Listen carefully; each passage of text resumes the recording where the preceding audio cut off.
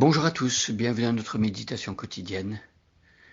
Quelle joie de se retrouver une fois de plus ce matin dans la deuxième lettre de Paul à Timothée.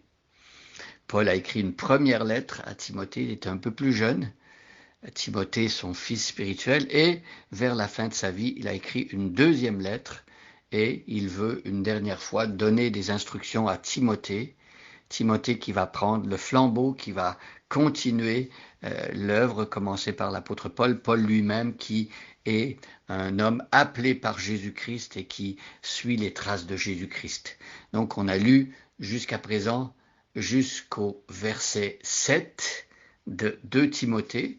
Je vous invite à prendre votre Nouveau Testament et de l'ouvrir une fois de plus dans 2 Timothée au chapitre 1. Et nous allons voir aujourd'hui le verset 8. 2 Timothée 1, verset 8. Paul, apôtre de Jésus-Christ par la volonté de Dieu, chargé d'annoncer la vie promise par Dieu et accessible dans l'union avec Jésus-Christ, salue Timothée, son cher enfant. Que Dieu le Père et Jésus-Christ notre Seigneur t'accordent grâce, compassion et paix. Je suis reconnaissant envers Dieu, que je sers avec une conscience pure, à l'exemple de mes ancêtres, lorsque continuellement, nuit et jour, je fais mention de toi dans mes prières. Je me rappelle tes larmes, et j'éprouve un vif désir de te revoir afin d'être rempli de joie. Je garde le souvenir de ta foi sincère, cette foi qui se trouvait déjà chez ta grand-mère Loïs et ta mère Eunice. À présent, elle habite aussi en toi, j'en suis pleinement convaincu. C'est pourquoi je te rappelle, ravive le don que Dieu t'a fait dans sa grâce lorsque je t'ai imposé les mains. Dieu nous a donné un esprit qui, loin de faire de nous des lâches, nous rend forts, aimants et réfléchis. Et le verset pour aujourd'hui, n'aie donc pas honte de rendre témoignage au sujet de notre Seigneur, n'aie pas non plus honte de moi qui suis ici en prison pour sa cause.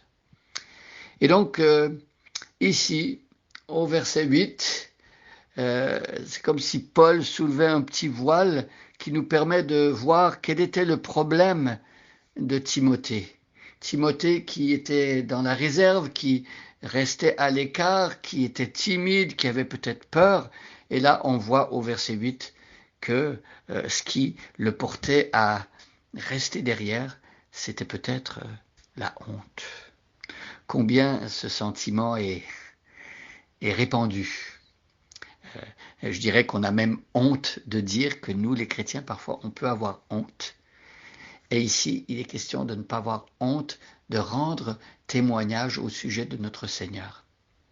Combien de fois, moi-même, je me suis retrouvé dans une situation où j'ai eu du mal à ouvrir la bouche, à parler de Jésus, et je me suis dit, mais pourquoi est-ce que j'ai tant de difficultés ?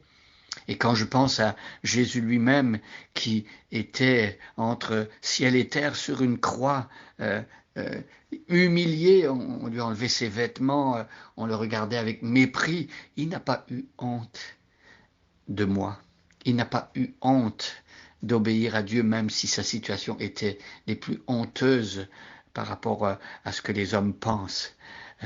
Jésus n'a pas eu honte d'obéir à son Père, même si pour lui, ça voulait dire l'humiliation.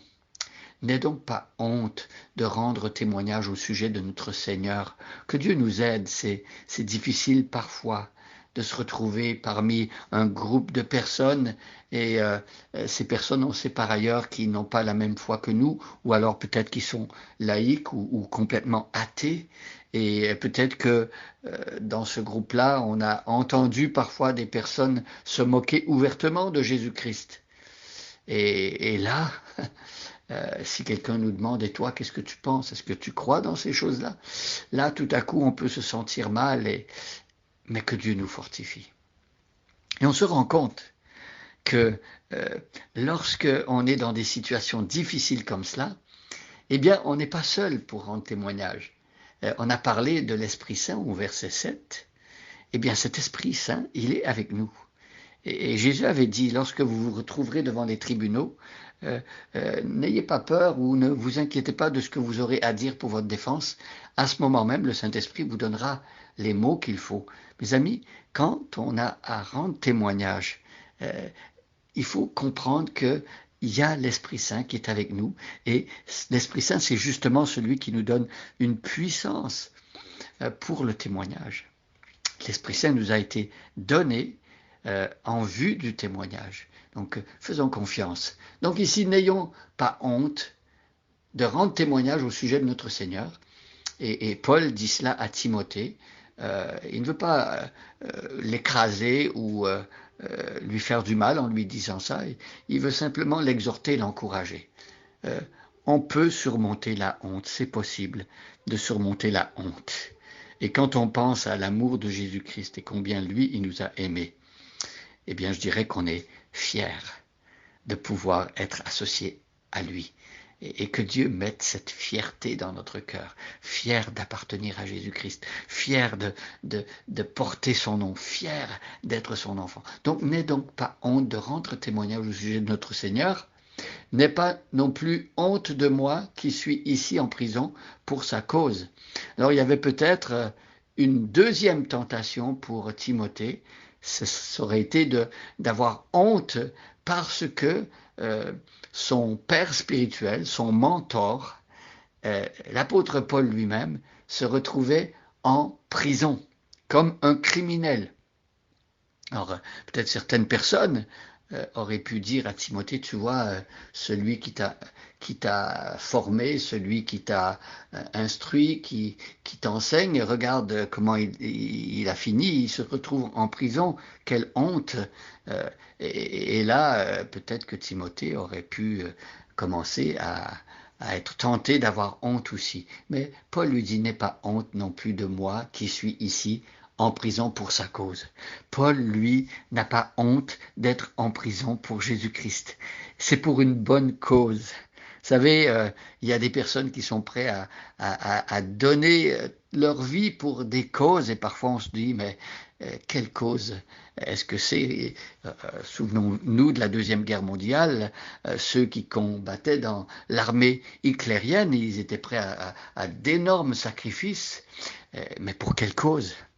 Alors quand ces soldats se sont rendus compte que Hitler était en train de perdre la guerre et que Hitler leur avait fait faire des choses horribles, bon, certains étaient endurcis, ils voulaient le faire, ils étaient au courant, d'autres ont pris conscience peut-être de la mesure de tout ce qui s'était passé là, et donc voilà, c'était une cause perdue, c'était une cause qui n'était pas digne qu'on combatte ou qu'on donne sa vie pour elle.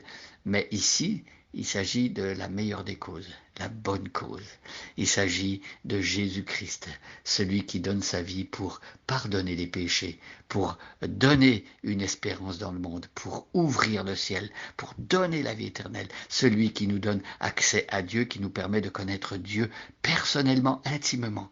Alors, il n'y a pas de honte à avoir de s'associer au nom de Jésus-Christ et à ceux qui combattent pour lui et à ceux qui sont même prêts à aller en prison pour lui. Par exemple, nous aujourd'hui, n'ayons pas honte d'être appelés chrétiens, n'ayons pas honte de ces chrétiens qui se retrouvent en prison dans des pays de persécution, en Corée du Nord ou dans d'autres pays, en Afghanistan par exemple. Nous n'avons pas honte de nos frères qui souffrent le martyre, qui sont torturés et humiliés, parce que nous savons que leur cause est digne et nous savons que celui qui les inspire, c'est celui qui nous a aimés au point de donner sa vie pour nous. Alors remercions Dieu parce que lui, il n'a pas eu honte de nous et demandons cet esprit de force, d'amour et de sagesse, comme on a vu au verset 7, un esprit qui nous permet de ne plus avoir honte. Bonne journée à chacun et à chacune et soyez bénis.